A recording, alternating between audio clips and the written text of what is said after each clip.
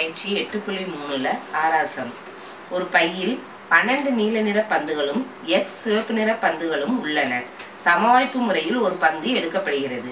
அது சிவப்பு நிற பந்தாக இருப்பதற்கான நிகழ்தகவை காண்க. First one. Second one. 8 புதிய சிவப்பு நிற பந்துகள் அப்பையில் வைத்த பின்னர் ஒரு சிவப்பு நிற பந்தை தேர்ந்தெடுப்பதற்கான நிகழ்தகவானது 1ல் பெறப்பட்ட நிகழ்தகவை போல 2 மடங்கெனில் x இன் மதிப்பை காண்க.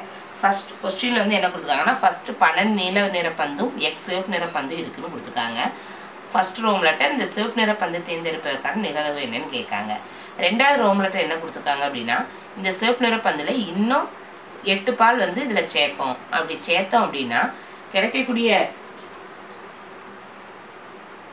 சிவப்பு 8 புதிய சிவப்பு நிற பந்துகள் வந்து வைக்கும். வச்சதுக்கு அப்புறம் ஒரு சிவப்பு நிற பந்தை எடுப்போம் அப்படின்னா அந்த எடுப்பதற்கான நிகழ்தகவு வந்து எப்படி இருக்கும் அப்படின்னா முதல்ல பெறப்பட்ட நிகழ்தகவை போல 2 மடங்கா இருந்தது அப்படின்னா எக்ஸோட மதிப்பு என்னன்னு கேட்காங்க. ஃபர்ஸ்ட் ரோம் லெட்டர் என்னன்னு கண்டுபிடிப்போம். நீல நிற பந்து எத்தனை இருக்கு? 12. சிவப்பு நிற பந்து எத்தனை இருக்கு? x. அப்போ மொத்த கூறுவெளி அப்படின்னு பார்த்தோம்னா n of s அப்படிங்கும்போது நம்மளுக்கு என்ன வரும்? 12 + x. மொத்தமா எத்தனை பந்து இருக்கு? 12 பாலும் x பாலும் சேர்ந்து இருக்கு. கொஸ்டின்ல கொடுத்துருக்காங்க நீல நிற பந்து 12, சிவப்பு நிற பந்து x. நம்மளுக்கு ஒரு பந்தை தேர்ந்தெடுப்பதற்கான நிகழ்தகவு என்ன அப்படிங்கிறது முதல் இது. ஒரு பந்தை தேர்ந்தெடுப்பதற்கான நிகழ்தகவு கண்டுபிடிக்க முன்னாடி கூறுவெளி கண்டுபிடிக்க போறோம். அப்போ மொத்தம் இதுல எவ்வளவு பால் இருக்கு? 12 நீல நிற பந்தும் x சிவப்பு நிற பந்து இருக்கு. 12 + x. அந்த ஒரு பந்து தேர்ந்தெடுப்பதற்கான நிகழ்தகவு வந்து என்னன்னு கொடுத்துருக்காங்க அப்படின்னா சிவப்பு நிற பந்தாக இருப்பதற்கான நிகழ்தகவை காண்க. அப்ப ஏங்கிறது நம்ம வந்து என்னென்ன எடுக்க போறோம்? சிவப்பு நிற பந்து இருப்பதற்கான நிகழ்ச்சி என்க. a என்பது சிவப்பு நிற பந்துக்கான நிகழ்ச்சி என்க. சிவப்பு நிற பந்துக்கான நிகழ்ச்சி அப்படின்னா n of a = என்ன வரும்? சிவப்பு நிற பந்து இங்க எவ்வளவு இருக்கு? x தானே இருக்கு. அப்போ x. xல இருந்தா ஒரு பந்தை எடுக்க போறோம். அப்போ b of a = நம்ம கொஸ்டின்ல சிவப்பு நிற பந்திற்கான நிகழ்தகவு என்னன்னு கேட்காங்க. நிகழ்தகவுனாலே b of a. அப்போ n of a / n of s. அப்ப என்ன வரும்? x / n of s என்னது? 12 + x. முதல்ல கண்டுபிடிச்சாச்சா?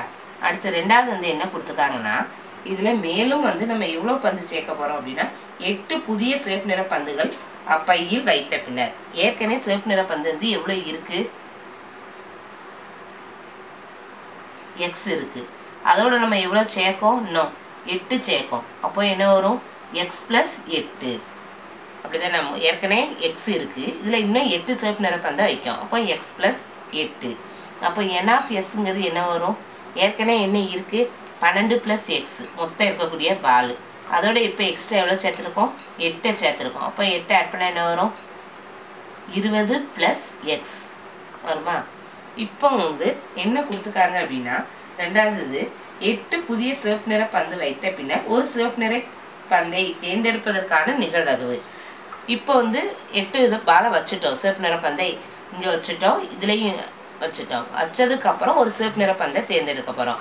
அப்படி தேர்ந்தெடுக்கும் போதுக்கான நிகழ்தகவு என்னன்னு கேட்காங்க. அப்போ மறுபடி சிவப்பு நிற பந்து தேர்ந்தெடுப்பதற்கான நிகழ்தகவு அப்படிங்கும்போது b of a = n of a / n of s தான். ஆனா இப்போ n of aங்கிறது என்னதான் இருக்கு நம்மளுக்கு? x + 8. ஏன்னா 8 பாலை சேர்த்ததுனால. n of sங்கிறது என்ன இருக்கு? 20 + x. இந்த ரெண்டாவதுக்கான நிகழ்தகவானது 1ல் பெறப்பட்ட நிகழ்தகவை போல 2 மடங்கு. 1ல் பெறப்பட்ட நிகழ்தகவு என்னது? x / 12 + x. இதே போல இது எத்தனை மடங்கா? 2 மடங்கா. அப்போ 2 × இந்த நிகழ்தகவானது இந்த முதலில் பெறப்பட்ட நிகழ்தகவை போல எத்தனை மடங்கு? 2 மடங்கு. அப்போ இதை கிராஸ் மல்டிப்ளை பண்ணாத கிராஸ் மல்டிப்ளை பண்ணி ஆன்சர் கொண்டு வரலாமா? இப்போ இந்த 12 + x இந்த சைடு கொண்டு போங்க. என்ன ஏற்கனவே என்ன இருக்கு? x + 8. இந்த சைடு இருந்துச்சுன்னா என்ன வரும்?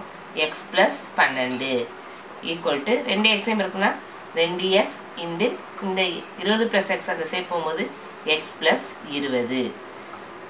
இப்போ மல்டிப்ளை பண்ணுவோம். உள்ள மல்டிப்ளை பண்ண என்ன வரும்? x இருக்கணும்னா x² + x 12 இருக்குன்னா 12x + 8x இருக்கணும்னா 8x + 2 16 மீதி 1 ஒரு 8 8 1 9 96. 2x x இருக்குன்னா 2x². 2 2 40x. எல்லாத்தையும் ஒரு சைடு கொண்டு வரலாமா? கொண்டு வந்து நம்ம வந்து சப்ராக்ட் பண்ண போறோம். 2x² + 40x plus X square அந்த சைடு போகும்போது minus X square. 12x plus 8x என்ன வரும் 20x ப்ளஸ் 20x அந்த சைடு போகும்போது மைனஸ் 20x ப்ளஸ் 96 அந்த சைடு போகும்போது மைனஸ் 96 ஈக்குவல் டு 0. இங்கே எக்ஸ் ஸ்கொயர் 2x ஸ்கொயர், அதனால் 2x ஸ்கொயரை ப்ளஸில் வச்சுட்டு ஒரு எக்ஸ் ஸ்கொயரை மைனஸில், அதனால் இந்த சைடில் இருக்க எல்லாத்தையும் இங்கே கொண்டு போகிறதா அசீவ் பண்ணி கொண்டு போகிறோம். இப்போ 2x ஸ்கொயர்லேருந்து எக்ஸ் ஸ்கொயரை சப்ராக்ட் பண்ண என்ன வரும் எக்ஸ் ஸ்கொயர். 40xலேருந்து 20x சப்ராக்ட் பண்ணோம்னா 20x minus 96 equal to 0. 20 minus 96. இதே 2 மல்டிப்ளை பண்ணால் 96 வரணும். அதே 2 ஆட் பண்ணால் என்ன கிடைக்கணும் 20 கிடைக்கணும். அப்போ பாருங்கள் என்ன வரும் அப்படின்னா 24ஐயும் 4ஐயும் 24லேருந்து 4 கழிச்சா என்ன வரும் 20 வருமா. 4 நாங்கள் 16 மீது 1 4 2 8 8 1 9 96 வருமா. 24ஐயும் 4ஐயும் பெருக்கணும்னா மைனஸ் 96. 24லேருந்து 4 கழிச்சோம்னா என்ன வரும் ப்ளஸ் 20. அப்போ எக்ஸோட வேல்யூ என்ன வருது plus 24. X plus 24 into X minus 4 equal to 0. இப்போ நம்ம வந்து எக்ஸ் ப்ளஸ் 24 ஈக்குவல் டு என்ன வரும் 0. X minus 4 equal to 0. இப்போ எக்ஸ் ஈக்குவல் டு மைனஸ் 24. இங்கே எக்ஸ் ஈக்குவல் டு மைனஸ் 4 அந்த சைடு போகும்போது என்ன நாள் ஆகும் ப்ளஸ் 4. நம்ம நிகழ்வை பொறுத்த வரைக்கும் எதை தான் எடுப்போம் ப்ளஸ் மதிப்பை தான் எடுப்போம். அதனால் எக்ஸ் ஈக்குவல் டு என்ன எடுக்க போகிறோம் 4.